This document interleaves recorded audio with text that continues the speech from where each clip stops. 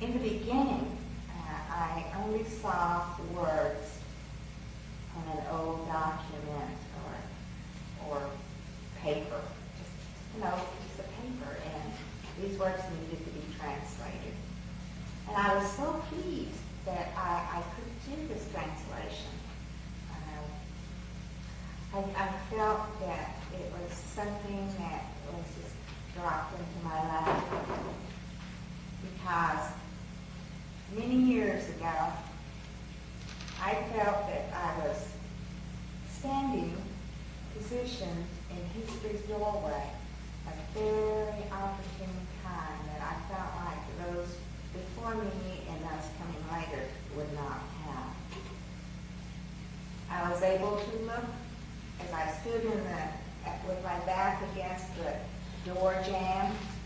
I could look to the side and see the present time and all the dilemma, the losses that we were dealing with, and the gnashing of teeth going on right now regarding our situation. I can look back out this side of the door and look at history. I can look at my people, and those closest to me, I can hear the sounds of the language still. I can hear the laughter. I can hear creak. I can still see it. I see people I actually knew. And as I look, I try to look as deep as I can into the past, and things get misty. And I think it's at that point that I have never felt like I had a connection to these people in the midst. Those were my ancestors, the people that we were told about, that the way they used to be. They're gone on, they're long, long there. And so the only connection to Creek was my parents and my grandmother. Those two generations was the roots of my Creek. And this gave me security. But now, after doing this work, those old papers, the old documents, the words, they're people now. They're real people to me. I give voice to these words that are written beneath its paper. I know these voices personally, these individual voices I've carved out of these people in my mind. And this makes me really happy, because it's a powerful thing that I can never have taken from me. And the misty area that I used to try to see in the past, those people back then, I made a connection. I have a strong, strong connection to these people. They're no longer in the midst. I know who they are just by thinking about the language that my grandmother spoke and the words that we have found on these old papers. As I read words, phrases, and expressions, the same ones that I use, ones I'm familiar with, and knowing that these stories had come from a generation or two older than the oldest people I knew, seeing that language did not change that much. It has contracted, but it's still the same language. The expressions are still the same. And so thinking back of who told them these things takes us back another good 100 or 200 years. And now those people in the midst of 500 years ago, I feel very close to them. I don't think that there'll be a time that I'll let go. I don't think there'll be a time that I feel like, well, that was him. I don't know what they did. I don't know what they sounded like. I will never feel that way again.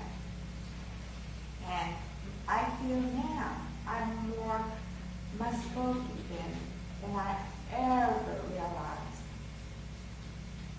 And this is the most solid thing I've ever felt in my life.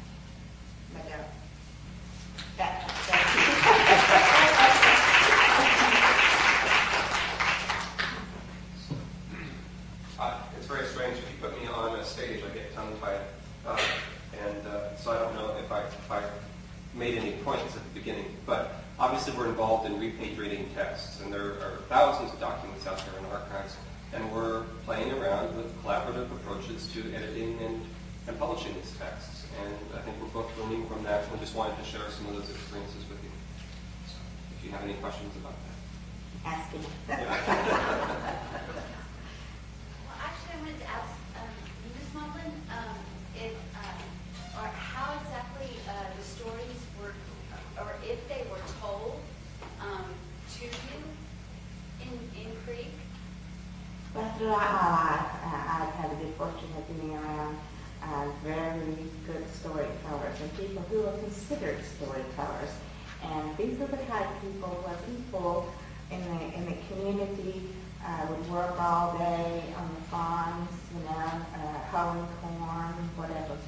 And then at night they would clean up and would walk 3 or 4 miles to the storyteller's house. And he or she would just sit back, and all these people would just grab a seat wherever there was one, on the porch, on the floor, out on the grass, and they would tell one story after another. And at that time, I was just young. I didn't know about how these storytellers would no longer exist. There were no recording devices, not in our hands anyway, and so those stories are gone forever. And so I have heard stories in various communities where we live, and there's some of these stories. I think Jack made a comment a while ago about when he sent me copies of some of these stories. I saw the missing pieces. I heard these stories, but yet they never made sense to me. And then I could see why, because so much of this is not children's stories. They're adult stories, and they're sexual content. And, there's more than implication. And so, then I knew why these parts were left out. And storytellers that developed, after maybe the people that actually told the entire stories would leave those parts out because maybe their children were in the room with the audience. But this is when I knew that these stories were complete. I should just say also, we chose the Stork Father story only because it was by far the shortest story. That many of the stories are much longer. Yes. I was interested to know what degree, if you would know, if Creek people were trying to save their language, or are they involved in the movement to save Native American languages because they're becoming more extinct? I'm doing the best I can. It's a very sad thing to have to tell you that I have no collaboration with my people for no reason except that there just aren't many people doing this. And I'm the only person I know of 60,000, 70,000 Creeks that I gave up everything to do this work. And you have to have a commitment. I've given up all my friends and